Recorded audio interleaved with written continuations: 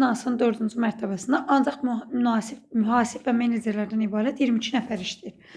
Bu tipli sual 11-lərə də gəlmişdi. Ola bilsin ki, sizə də gəlsin. Mühasiblərin sayına bir x desəm, menecerlərin sayı olacaq 22 çıxılsın x. Şərtdə deyir ki, mühasibin əmək haqqı 1200-dür. Mühasibdə x dənədir. Deməli, 1200-ü vurmalıyam x-ə. Üzərinə gəlirəm. Menecerin maaşı isə 800-dür. 800-ü vuracam. 22 çıxılsın x-ə. Ümumi də bizdə deyir 21600 maaş alınıb. Bərabər eləyirəm 21600-ü. İndi vurub basaq. 1200x üzərinə gəlsin. 800-ü 22-yə vuranda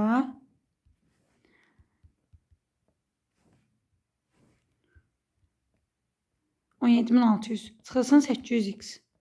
Bərabərdir 21600. 1200x-dən 800x-i çıxanda olacaq 400x. 21600-dən də 17600-ü çıxanda qalır 4000. X alacam 10.